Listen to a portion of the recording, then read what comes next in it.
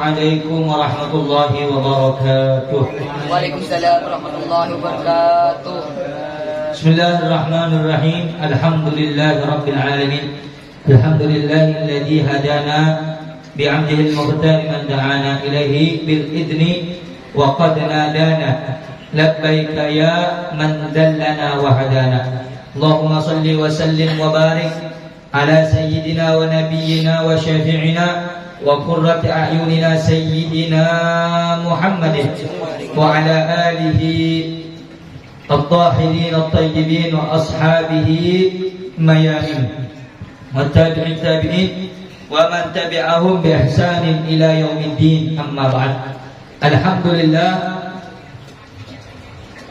pada kesempatan yang penuh dengan keberkahan ini Allah memberikan nikmat kepada kita semuanya, baik itu berupa nikmat sehat, baik itu nikmat kesempatan, nikmat waktu, nikmat segala macam rupa yang Allah berikan kepada kita semuanya. Tiada lain bahwa nikmat tersebut adalah hal yang perlu mesti kita perhatikan, bahwa segala apa yang kita rasakan di alam dunia ini, baik segala nikmat yang kita rasakan, nikmat umur, nikmat nafas, nikmat segalanya yang kita rasakan, jangan pernah lupa bahwa segala nikmat tersebut berasal dari Allah Subhanahu wa ta'ala. Sebagaimana Allah Subhanahu wa ta'ala firmankan di dalam Al-Quran, wa ma bikum min ni'matin fa minallah.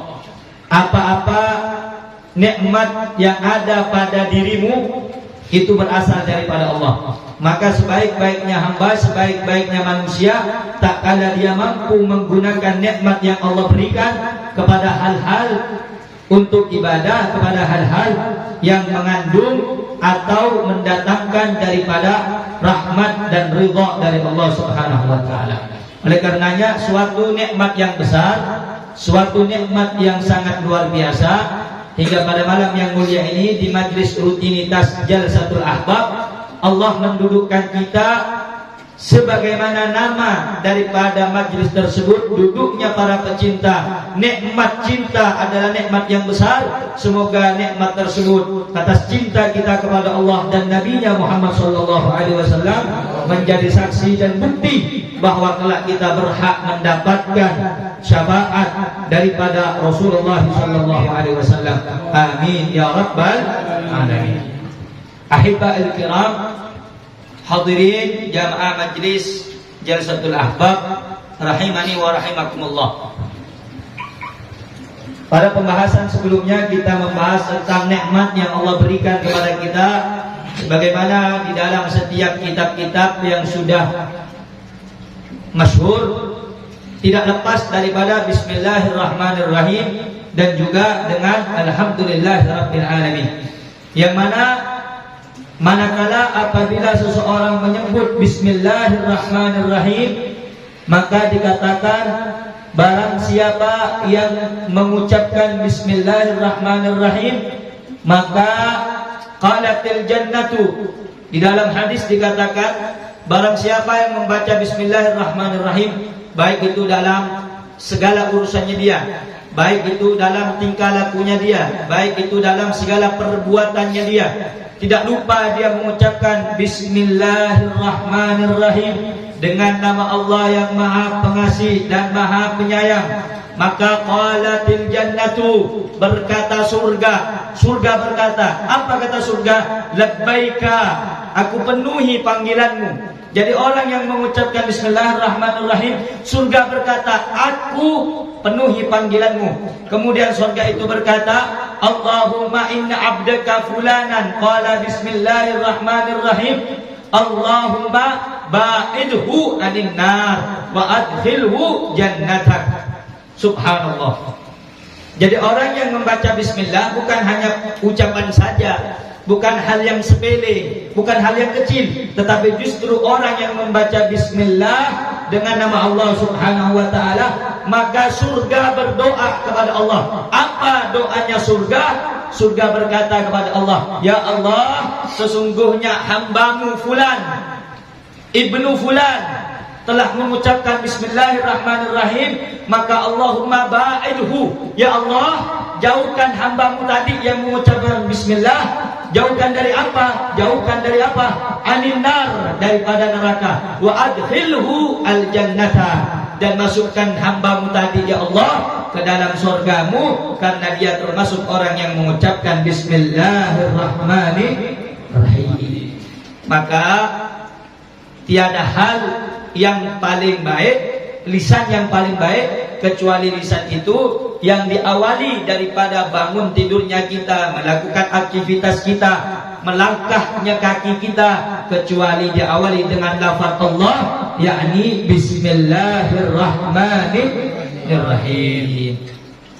Kemudian tidak lepas juga di dalam kitab-kitab setelah Bismillah itu pasti ada Alhamdulillah, hamdalah, pujian kepada Allah. Dikatakan oleh Nabi Muhammad SAW, Innallaha yuhibbul hamda yuhmaduna bihi. Allah Subhanahu wa ta'ala itu mencintai orang-orang yang memuji Allah, orang-orang yang mengagungkan Allah Subhanahu wa ta'ala, yang mana dengan pujian itu digunakan pujian tersebut untuk memuji yang maha terpuji, Allah Subhanahu wa ta'ala. Maka manusia manakala ingin dicintai oleh Allah, diagungkan oleh Allah, maka jangan sampai lepas daripada kalimat Bismillahirrahmanirrahim dan juga Alhamdulillahirabbil alamin. Kalau kita melakukan aktivitas, awal kita melakukan bangun daripada tidur, maka kita disunnahkan oleh Nabi Muhammad SAW apa itu? Menyebut nama Allah. Alhamdulillahilladzi ahyana ba'dama amatana wa ilaihi nusyur. Maka hikmah daripada doa yang diajarkan Nabi Muhammad tadi, satu, agar kita tidak lepas daripada kebiasaan Nabi, agar kita tidak lepas daripada sunnahnya Nabi Muhammad Sallallahu Alaihi Wasallam. Kemudian yang kedua, agar awal daripada bangun tidurnya kita bukan kita mikirkan dunia, bukan kita sibuk dengan nanti saya mau kerja apa, nanti saya mau dapat gaji bagaimana, nanti saya ini apa terus masalah dunia. Tetapi Nabi Muhammad mengajarkan awal pertama kali kita bangun daripada tempat tidur kita, bangun dari tidur kita, diajarkan agar yang pertama kali kita ucapkan, yang terlintas di dalam benak kita, yang terbesit dalam hati kita adalah nama Allah Subhanahu. Makanya diajarkan oleh Nabi kita Sayyiduna Muhammad Sallallahu Alaihi Wasallam apa itu doa? Alhamdulillah, segala puji bagi Allah, Alladzi ahyana, yang telah menghidupkan aku, ba'dama amatana, setelah mewafatkan aku. Kenapa tidur itu dikatakan mati? Karena dikatakan oleh para ulama dalam doa tadi, Alhamdulillah, segala puji bagi Allah yang telah menghidupkan aku daripada sebelumnya aku dimatikan. Karena dikatakan an-naum akhul maut, tidur itu saudaranya maut. Berapa banyak orang-orang yang tidur terus jalan? Ada. Berapa banyak orang yang tidur paginya sehat, malamnya sehat, tahu subuh mati. Kenapa? Karena tidur itu saudaranya maut. Kalau kita tidur semua hilang, akal hilang, kesadaran hilang, semuanya hilang. Bahkan dikatakan bahwa kalau kita mau tidur, disunnahkan, diajarkan daripada kebiasaan para salaf, kebiasaan orang-orang soleh, jangan lepas daripada wudu. Sebab orang-orang yang wudu, maka dia akan suci, suci zahirnya, suci batinnya. Suci batinnya kenapa? Kalau zahir kita habis gosok gigi, basuh muka, kemudian pakai wudu, zahirnya suci, zahirnya bersih. Kemudian batinnya, kalau batinnya bisa suci, bisa bersih dengan apa? Dengan doa setelah habis wudu. Doa habis wudu, Nabi Muhammad SAW mengajarkan apa doa habis wudu? Allahumma ja'alni minat tawwabin wa ja'alni minat mutatahhirin wa ja'alni min ibadika. Itu udah doa. Allahumma ja'alni, ya Allah jadikan aku minat tawwabin, termasuk orang yang bertaubat kepada Allahumma ja'alni minat tawwabin wa ja'alni minal mutatahhirin, Jadikan aku ya Allah termasuk orang yang mensucikan hati, mensucikan diri daripada perbuatan dosa. Waj'alni min ibadika sholihin. Makanya kalau anggota tubuh kita pengen bersih, ya mandi, bersih-bersih, wudu. Batin kita dengan doa tadi yang diajarkan oleh Nabi Muhammad. Makanya kata ulama, kalau orang pengen tidur, maka jangan lepas daripada wudu. Kenapa? Karena ruhnya orang yang wudu, arwahnya orang yang berwudu akan dikumpulkan dengan ruhnya para orang-orang soleh, terlebih lagi ruhnya baginda Nabi besar Muhammad. Makanya jangan mimpi. Udahlah kita ini tidurnya nggak pakai doa, habis itu doa tidurnya dalam keadaan najis, mungkin tidurnya dalam keadaan tidak bersih, apalagi tidurnya nggak pakai baju, apalagi tidurnya membelakangi kiblat. Terus mimpi Habib, anda malam tadi mimpi Habib Umar, anda tadi malam tadi mimpi orang soleh, anda malam tadi mimpi Syekh Abdul Qadir. Hati-hati, hati-hati. Kalau kita tidur dalam keadaan tidak suci, tidur dalam keadaan tidak baik, tidur dalam keadaan melanggar daripada aturan sunnahnya Nabi Muhammad, terus kita mimpi orang soleh, hati-hati. Mungkin itu tipuan setan. Tipuan setan. Makanya kalau kita pengen mimpi yang baik, mimpi namanya ru'yatus sholihah, pemandangan yang baik, mimpi yang baik, mimpi yang indah, terlebih lagi mimpi Sayyiduna Muhammad sallallahu alaihi wasallam. Maka jangan lupa daripada menjaga wudu, karena wudu itu adalah nur, cahaya yang akan Allah tampakkan wajahnya orang yang mukmin. Makanya kalau lagi wudu, mau tidur, maka jangan sampai lupa siwak. Nah, kalau tidak punya siwak, beli siwak. Nah, kemudian kalau tidak ada siwak, pakai kain, tidak apa-apa, kain. Kemudian Habib Anda tidak punya siwak, tapi siwak gigi, tidak apa-apa. Niat bersihkan mulut, sunnahnya Nabi Muhammad. Kemudian tidur. Nah, ini adab-adabnya tidur banyak. Di antaranya dibahas di dalam kitab Bidayatul Hidayah Imam Ghazali. Doanya miring ke kanan, ngadap kiblat. Ini udahlah tidur tak pakai baju apa, terus ngayal, ya Allah aku nak mimpi wali. Bukan wali, setan kau mimpi. Nah, makanya setelah kita bangun daripada tidur, Nabi mengajarkan kita apa? Alhamdulillahilladzi ahyana. Hanya sampai lupa nih. Sesibuk apapun kita, kalau bangun tidur atau mau tidur, jangan sampai lupa Bismillahirrahmanirrahim, Bismika Allahumma wa Bismika. Jangan sampai lupa itu. Nah, kemudian ada amalan daripada Rasulullah sallallahu alaihi wasallam. Sebelum tidur baca Subhanallah 33, Alhamdulillah 33, Allahu Akbar 33. Habis itu baca Al-Ikhlas 3 kali, Al-Falaq, An-Nas, kemudian ayat kursi. Habis itu tiupkan dari ujung kepala sampai ujung kaki. Siapa yang baca itu, kata Nabi Muhammad, Subhanallah 33, Alhamdulillah 33, Allahu Akbar 33, maka pahalanya seperti dia menunaikan ibadah apa? Haji. Subhanallah. Atau kama qala Nabi. Kemudian Al-Ikhlas, Al-Falaq, An-Nas, ayat kursi. Itu jangan sampai lupa. Siapa yang baca itu, maka dia sama seperti menghatamkan Al-Qur'an. Menghatamkan? Jadi inti kalau mau dihitung dalam sehari, Anas setiap hari menghatamkan Quran deh. Maksudnya Al-Falaq 3 kali, Anas betul berarti. Itu di antara amalan yang Allah berikan, apa yang Nabi berikan kepada Sayyidah Fatimah. Makanya kalau ente jadi wali itu gampang sebenarnya. Jadi orang soleh gampang. Asal kita mau istiqomah dan niat kita ikhlas.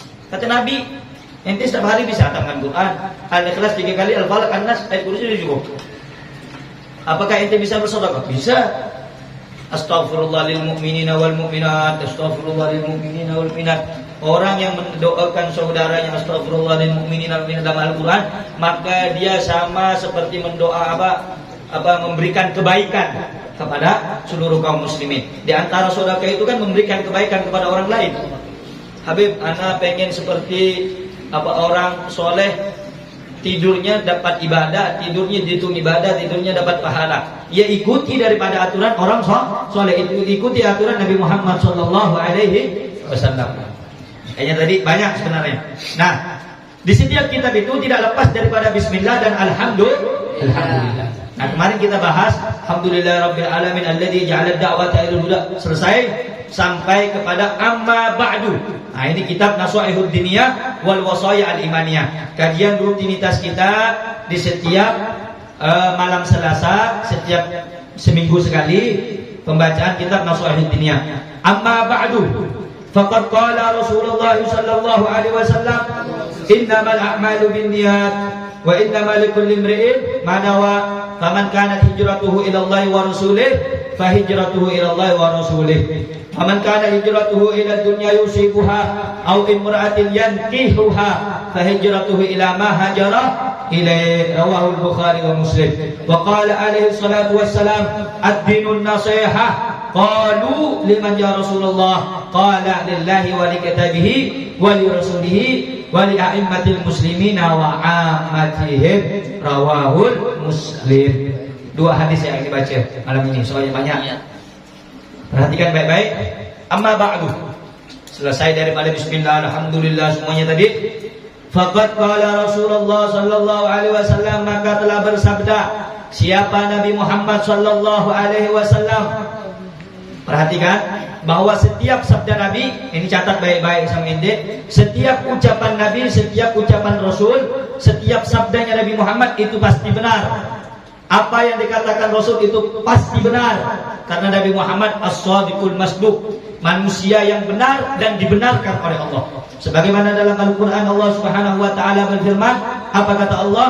Wa ma yantiqu anil hawa in huwa illa wahyun yuha. Kayaknya besok-besok kalau mau ngaji ke majelis bawa pulpen, bawa buku. Nah, jangan sok pintar apa. Beda dengan Imam Syafi'i. Imam Syafi'i walaupun dengar, jangankan dengar, ngelihat langsung hafal. Imam Syafi'i dalam riwayat kalau mau ngapal kitab, sebelah ini sini tutup. Kenapa? Khawatir sebelah kanan dulu dihafal, bukan sebelah kiri. Itu saking jenius dan pintarnya Imam Syafi'i. Imam Syafi'i dengar orang ngomong, sekali dengar langsung hafal. Kalau kita apa? Pelajaran malam kemarin, minggu kemarin, hari ini, minggu depan dah hilang.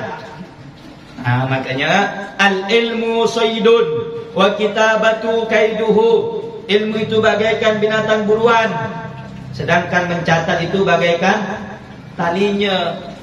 Ente masuk hutan cari kijang, kalau kata orang Jerman cari mancengan. Dapat kijang mancengan rusak, diikat apa dibiarkan? Biar tidak lepas diikat apa dibiarkan? Orang bodoh kalau dia berburu ke hutan dapat kijang sampai rumah dilepaskan. Yang penting aku dah buru David. Bodoh. Sama dengan orang yang cari ilmu, aku hafal, aku tahu penjelasan Habib, aku paham, tapi tak aku catat. Besok hilang. Sama seperti itu. Makanya jangan lupa bawa pulpen, bawa buku. Nah, kalau punya HP gunakanlah HP-nya. Untuk apa? Merekam. Nanti catat. Paham? Besok-besok bawa pulpen. Nah, kalau tak bawa pulpen, satunya nanti tidak serius, satunya nanti pegang HP, satunya nanti ngomong, satunya nanti ngantuk, satunya nanti setan. Hanya setan kan?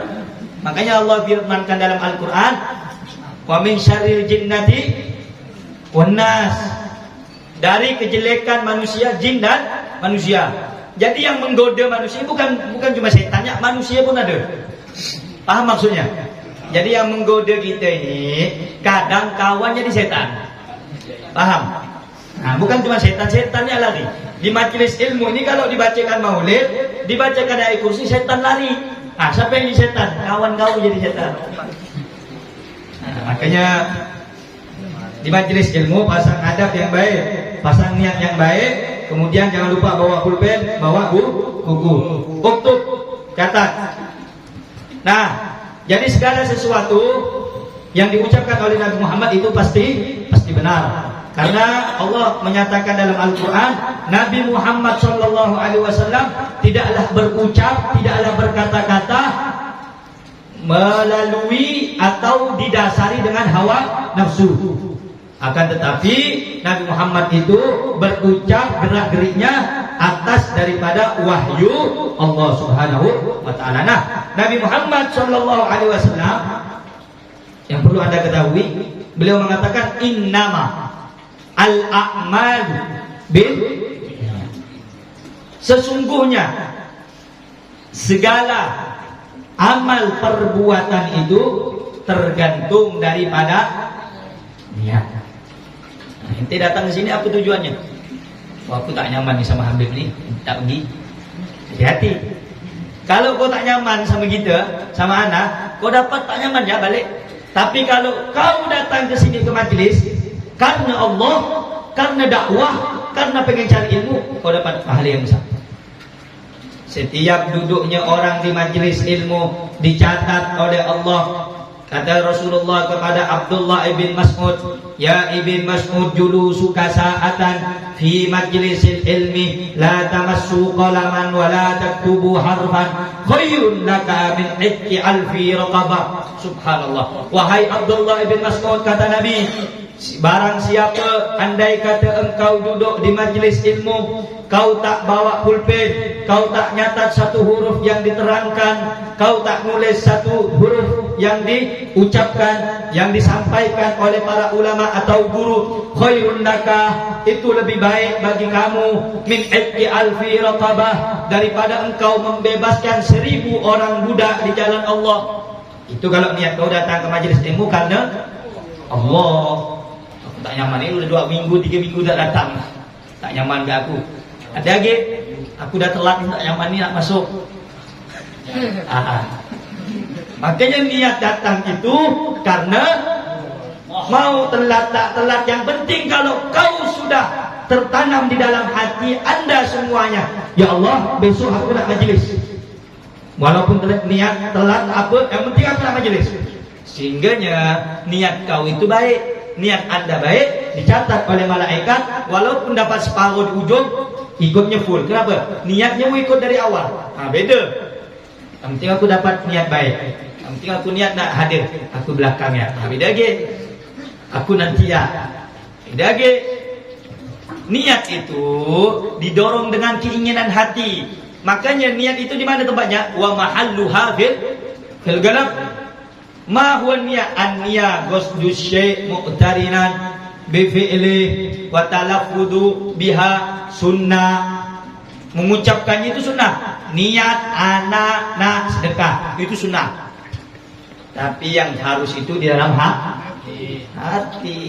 Makanya kalau itu cuma niat aku nak majlis, hati kau tak mau, cuma. Makanya tempat Allah memandang itu hati. Innallaha la yanzuru ila ajsamikum wala ila suwarikum walakin yanzuru ila qulubikum. Allah itu lihat apa? Hatinya ente. Makanya perbaiki hatinya kalau datang ke majelis, niat karena Allah. Nah, Nabi Muhammad SAW bersabda, innamal a'malu binniyat. Segala amal perbuatan kita itu tergantung daripada niat. Bahkan di dalam hadis yang lain, niatul mu'min ablaghu min amalih, atau dalam riwayat khairun min amalih. Niatnya orang mukmin lebih baik daripada amalnya. Ya Allah, kalau aku banyak duit, aku nak haji, nak hajikan orang tuaku, nak hajikan guru aku, nak hajikan. Tak apa loh, yang penting kau punya niat. Niatnya ente udah dicatat sama Allah. Kenapa? Karena itu niat yang baik. Dengarkan, perhatikan baik-baik. Nah, keutamaan umatnya Nabi Muhammad ketimbang daripada umat yang lain. Perhatikan. Umatnya Nabi Muhammad kalau berniat yang baik, sebelum melakukan udah dicatat sama Allah. Paham maksudnya? Ya Allah, ana nih kalau punya duit banyak, ana mau infak ke fakir miskin. Ana kalau punya duit banyak, ana mau umrohkan orang tua ana. Ana kalau mau duit, pokoknya semua itu niat. Padahal kau ni dah tahulah kerja detik bengik apa. Kan susah. Paling gaji ya sebulan 1 juta 2 juta. Tapi kalau sudah punya niat yang baik, walaupun kita belum melakukannya, udah dicatat sama malaikat. Itu keutamaan umatnya Nabi Muhammad SAW. Nah, sebaliknya, kalau kita ada niat yang jelek, aku ini nanti nak jalan, kok malam minggu aku nak jalan. Itu niat. Malam Jumat udah niat tuh. Pokok nanti aku udah beli baju, beli ini motor, udah aku cuci apa. Aku nak jalan. Tapi rupanya subhanallah malam Ahad, malam Minggu tak jadi. Mungkin acara keluarga atau apa kan. Kaki seleo, kena tabrak ke apa, tak tahulah. Akhirnya intinya tak jadilah bahasanya. Niat jeleknya anda tidak dicatat oleh malaikat sebelum anda melakukan. Bahkan dalam riwayat, walaupun sudah melakukan, ditunggu sama Allah 24 jam. Ditunggu taubat. Tuhan apa kau ni? Ni aku niat nanti nak nyuri. Contoh, melakukan pula nyuri betul. Ditunggu sama Allah 24 jam loh. Taubat tak dia? Kalau bertobat tak jadi dicatat. Subhanallah. Kenapa? Atas kemuliaan menjadi umatnya Nabi Muhammad sallallahu alaihi wasallam. Kalau nak datang ke majlis, ya nak malas-malas. Walaupun apa godaannya, ingat innamal a'malu binniyat. Kalau niatnya baik, tujuannya baik, sebesar apapun godaannya, akan Allah gerakkan kakinya ente untuk datang ke tempat yang baik. Tapi kalau niatnya tanggung-tanggung, aku nak pergi dadah ya, 50% pergi, 50% dadah. Diajak lagi sama kawan dah. Ngapa yuk, santai yuk, aku bayarkan kau. Dah. Apa alasan sama Habib ya? Aku lagi apalah, macam-macam. Makanya niat itu harus berasal dari hal yang baik. Nah, kemudian orang yang berniat itu, orang yang melakukan perbuatan itu, dia akan mendapatkan sesuai kadar daripada niatnya.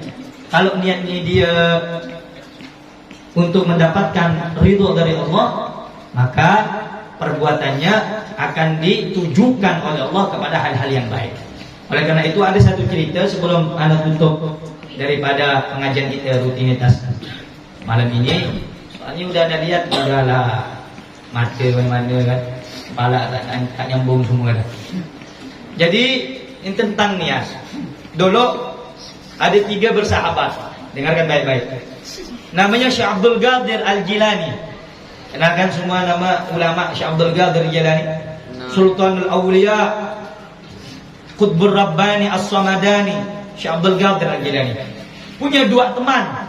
Namanya Ibnu Abi Isrun dan juga Ibnu Saqa. Aku catat baik-baik ini. Ini pentingnya amal. Ini pentingnya niat, amal yang didasari niat yang baik. Sebab segala amal tanpa niat yang baik batal. Oleh karena itu tanamkan niat yang baik. Jadi 3 sekawan ini ngumpul. 3 CS ni geng ni ngumpul dia. Katanya, ya Syekh Abdul Qadir, aku ni punya niat, punya mau, punya keinginan nak pergi ke salah satu ulama kutub, mukasyifin, ghaus. Dengan niat, kata Ibnu Saqa, ini Ibnu Saqa yang ngomong pertama ni, aku nak ngasih dia pertanyaan yang sulit sehingganya ulama tadi bingung dengan pertanyaan aku. Niatnya udah tak betul. Niat nak ngetes pula. Yang kedua, Ibnu Abi Isrun namanya. Aku nak nanya masalah ilmiah, biar dia pun bingung dengan pertanyaan aku. Ibnu Saqa nanya ke Syekh Abdul Qadir, ya Abdul Qadir, kalau kau apa tujuannya nak pergi ulama ni? Aku sih tak ikut-ikut macam kita ni. Aku nak datang ke ulama, ke orang soleh dengan niat ngambil berkahnya dia. Tak cukup. Aku tak punya apa-apa. Berangkatlah 3 sekawanan ini kepada salah seorang ulama mukasyifin, ahli kasyaf, ahli batin, qutbul ghaus. Setelah ketemu dengan ulama tadi, ya Ibn Saqa, apa tujuan kau di sini? Wahai Syekh, aku punya pertanyaan ini. Ya, aku tahu pertanyaan kau, niat kau. Ini jawabannya di kitab ini, halaman segini, sekian-sekian, ini jawabannya. Dan hari ini kau keluar di rumah aku karena aku melihat api kekufuran ada di muka kau. Balik Ibn Saqa. Ya Ibn Isrun, aku tahu niat busuk kau. Kau nak menguji aku dengan masalah ilmiah. Ini jawabannya sekian-sekian, ini tujuannya sekian-sekian, di kitab ini, di halaman ini. Sekarang kau keluar karena aku melihat dunia telah membutakanmu. Balik. Ya waladi Abdul Qadir. Lain omongannya. Ya waladi, wahai anakku Abdul Qadir. Aku tahu niatmu. Kau niat ke sini untuk mengambil keberkahan dariku, dan suatu saat engkau akan sampai pada makom yang engkau sendiri akan mengatakan bahwa kakiku berada di pundak para wali. Pulang semuanya ketiganya. Setelah beberapa lama waktu, memang betul ucapan dari wali tersebut. Ibn Saqaq adalah seorang ulama besar di kotanya. Kemudian ulama raja yang ada pada saat itu mengumpulkan para ulama, mengumpulkan para menteri, mengatakan bahwa di kampung kita, di negara kita ini diadakan debat. Ada debat antara Nasrani dengan Islam. Maka dari negara kita ini harus mengutus satu orang yang paling alim, paling pintar. Untuk apa? Berdebat dengan orang Nasrani tadi. Maka semua sepakat, orang yang alim pada saat itu dan juga daripada menterinya menunjuk Ibn Saqaq. Karena dia orang yang cerdas, pintar. Akhirnya berangkatlah Ibn Saqaq ke negeri yang di situ ada pendeta yang Nasrani untuk berdebat. Ketika ingin berdebat, di tengah jalan melihat seorang perempuan cantik. Dilihat ini, Ibn Saqaq langsung jatuh cinta. Datang kepada perempuan tadi, aku ini suka sama kau. Jangan sembarangan begitu. Kalau kau mau dengan aku, pengen nak nikahi aku, kau datang bapak aku. Ketika didatangin ayah daripada perempuan tersebut, kata bapaknya, aku tidak setuju anakku kawin dengan agama lain, kecuali kamu masuk ke dalam agamaku. Ibn Saqaq, ulama besar, karena kurang ajar niatnya ingin menguji wali Allah tadi dengan pertanyaan, apa kata ulama tadi? Aku melihat neraka api kekufuran di mukamu. Maksudnya apa? Ibn Saqaq keluar dari Islam gara-gara ingin menikahi perempuan Nasrani. Doa wali, hati-hati. Kemudian Ibn Isrun dijadikan oleh raja sebagai orang memegang duit Baitul Mal dan juga harta pada saat itu kepercayaan raja. Hingganya karena duit semua dunia datang. Dunia datang kepada dia, harta datang kepada dia dari segala penjuru. Hingganya dia mengatakan, ya Allah, memang betul apa yang dikatakan oleh ulama, dan dia mati dalam keadaan lupa kepada Allah karena sibuknya dengan dunia. Sementara Syekh Abdul Qadir Jailani setelah sekian masa, karena doa daripada wali dan niatnya yang baik, karena ingin mengambil keberkahan wali, dia berkata apa? Bahwa kaki Syekh Abdul Qadir Jailani, kakiku berada di atas pundak para wali. Maksudnya apa? Bahwa niat yang baik akan menjadikan seseorang menjadi baik. Niat yang baik akan menjadikan perbuatan kita perbuatan yang baik. Sebaliknya kalau niat kita tidak baik, niat kita tidak ikhlas, niat kita apalagi ingin menguji daripada orang-orang soleh, maka bukan cuma wali itu yang benci, tetapi Allah Subhanahu wa ta'ala juga benci kepada orang tersebut. Dan karena itu perbaiki niat kita semuanya di majelis Jalsatul Ahbab ini, perbarui, semangatkan diri kita. Kalau ingin diri kita ini semangat, perbanyak membaca sejarahnya ulama, tanamkan di dalam hati kita niat yang baik. Insyaallah semoga kita menjadi orang yang baik, husnul khatimah, dan semoga kita ini ditanamkan niat-niat yang luhur, niat-niat yang ikhlas, niat-niat yang karena Allah, dan semoga niat kita dikumpulkan sebagaimana niatnya Rasulullah SAW, sebagaimana niatnya keluarga Nabi Muhammad, sebagaimana niatnya para sahabat, sebagaimana niatnya orang-orang salaf, sebagaimana niatnya orang-orang saleh, dan semoga kita mendapatkan keridhaan Allah Subhanahu wa taala dari segala perbuatan dan niat kita. Amin ya rabbal alamin. Hadirin yang dimuliakan oleh Allah, jamaah majelis Jalsatul Ahbab. Nah, itu hanya sedikit daripada penyampaian kitab Nasha'id Diniyah. Masih kita lanjut insyaallah pekan yang akan datang. Wa innamal likulli imri'in ma nawa sampai selesai. Dan nanti inti kita akan baca hadis ini diriwayatkan dari Sayyidina Umar bin Al-Khattab. Nanti kita akan bahas siapa Sayyidina Umar bin Al-Khattab. Sedikit karamatnya kita sebutkan. Kenapa beliau disebut Amirul Mukminin? Kenapa beliau diberi kunyah Abu Hafsin? Kenapa beliau diberi laqab Al-Faruq dan lain sebagainya? Hingga kewafatan beliau, wafatnya kapan, megang khalifah kapan, berapa lama. Nah, nanti kita akan bahas di pekan yang akan datang, insya Allah. Semoga kita mendapatkan kesehatan zahir wa batin. Amin ya rabbal alamin. Hadani Allah wa iyyakum ila shiratal mustaqim. Wassalamualaikum warahmatullahi wabarakatuh.